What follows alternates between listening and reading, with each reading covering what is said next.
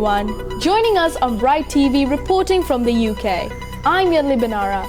This week's headlines: Nobel Peace Prize winning Muhammad Yunus sworn in as interim leader of Bangladesh.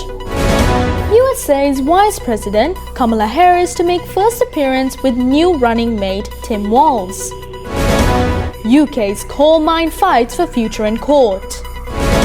Plane crash in Brazil's Sao Paulo state kills all 62 on board. Sri Lanka wins first ODI series with India after 27 years. Iman Clave wins Olympic boxing gold after attacks over gender eligibility. Upcoming high temperatures and thunderstorms for the UK.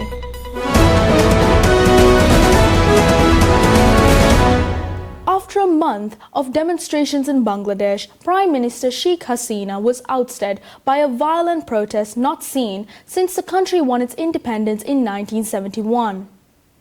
Protesters in Bangladesh have stormed the Prime Minister's official residence as a wave of anti-government demonstrations continue. Bangladesh's Prime Minister Sheikh Hasina has resigned and fled the country. The resignation comes as thousands of protesters have taken to the streets in the capital Dhaka a day after clashes between police and protesters left at least 90 people dead. A mob in Bangladesh burned alive at least 24 people, including an Indonesian at the Zabia International Hotel in the Jodhpur district. The hotel, owned by Shaheen Chakladar, an Awami League leader, was set on fire late Monday night. Reports from local journalists and hospital sources confirm the incident. The Nobel Peace Prize winning economist Muhammad Yunus has taken an oath to serve the Bangladesh's interim government, 3 days after Prime Minister Sheikh Hasina was forced to resign and flee to neighboring country India.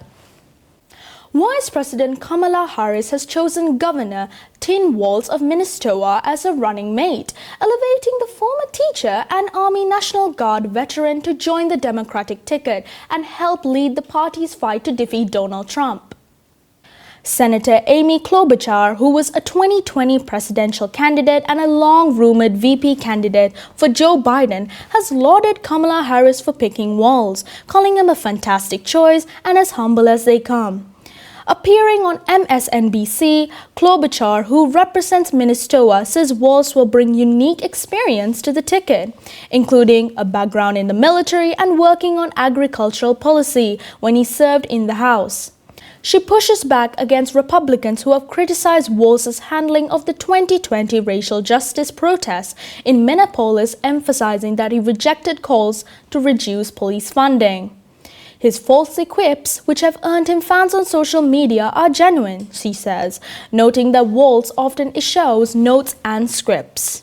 Climate group Friends of the Earth and South Lake's Action on Climate Change, SLACC, are challenging the decision in court, saying that it did not consider the planet-warming greenhouse gas emissions from burning the coal, only from running the mine. Labour opposed the Whitehaven project in opposition, and instead of defending in court, the new government walked away from the case last week, citing an error in law.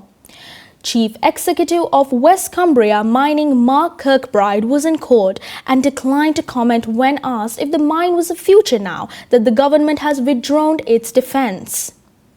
It is up to the court to define on the lawfulness, and lawyers from both sides presented their cases in a 3-day hearing this week.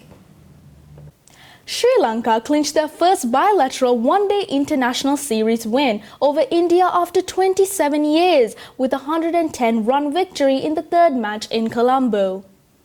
Opener Avishka Fernando hit 96 runs to help Sri Lanka post 248 runs for 7 wickets, before left-arm spinner Dunit Vellalage took 5 wickets for 27 runs as India crumbled to 138 all out. Sri Lanka won the series 2-0, having won the second ODI by 32 runs after the first match ended in a dramatic tie. The host's last bilateral ODI series victory over India was in August 1997, with India unbeaten in the next 13 such series, with 11 wins and 2 drawn series. It is Sri Lanka's first limited overs series under new captain Charit Asalanka and interim head coach Sanath Jayasuriya, who took over after ex-England boss Chris Silverwood stepped down following their T20 World Cup group stage exit. After winning the toss, Sri Lanka reached 171 runs for 1 wicket, thanks to Fernando's 102-ball knock, before his dismissal saw them lose 5 wickets for 28 runs. The Algerian Imane Khelif was banned and reported to have failed gender eligibility tests, but having been allowed to compete in Paris, beat Chinese world champion Yang Liu by unanimous decision over 5 rounds to win welterweight gold. "I am qualified to take part in this competition," said 25-year-old Khelif. "I am a woman like any other woman." Khelif said she had been a victim of bullying and that the International Boxing Association, IBA, hate me and I really don't know why. The International Olympic Committee, IOC, which runs the boxing events at Olympics, allowed them to compete, raising doubts about the tests and strongly criticized that the IBA, insisting Khelif and Lin were born and raised as women. Later in the arena, she was roared to the rings by swaddles of Algeria supporters who waved their green, white and red flags. Khelif dominated the fight and was showboating at the final bell, dancing while knowing victory was hers before her and Yang shared a warm embrace. A plane has crashed in the Brazilian state of Sao Paulo, killing all 62 people on board on the 9th of August. The twin-engine turboprop was flying from Cascavel in the southern state of Parana to Guarulhos Airport in Sao Paulo City when it came down on Friday in the town of Winhedo, Viopas Airline says. Footage circulating on social media shows a plane descending vertically, spiraling as it falls. After initial uncertainty over the number of people on board, Viopas confirmed on Saturday that the ATR 72-500 was carrying 58 passengers and 4 crew. Unfortunately, there were no survivors.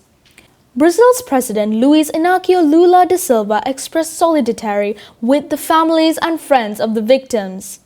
Sao Paulo State Governor Tarcísio Gomes de Freitas declared 3 days of mourning. The plane landed in a residential area, but no one on the ground was injured. Officials say only one home in a local condominium complex was damaged. Through Sunday night and on Monday, the highest temperatures were expected in parts of central, east and southeast England, peaking on Monday with maxima over 30 Celsius, widely and possibly 33 to 34 Celsius in some places. This will be accompanied by some high nighttime temperatures and humidity, especially on Sunday night in southern and western areas. Cooler on Tuesday and still largely dry in the southeast, showers towards western areas. Breezy on Wednesday, showers in the northwest. Elsewhere, while Sunday will be a fine day for much of Scotland and Northern Ireland, here temperatures will remain closer to an average during this spell. Pollen and UV levels will increase as we see temperatures rise. Hoping for a more peaceful upcoming week, we hope to see you again at Bright TV UK. Stay informed, stay bright.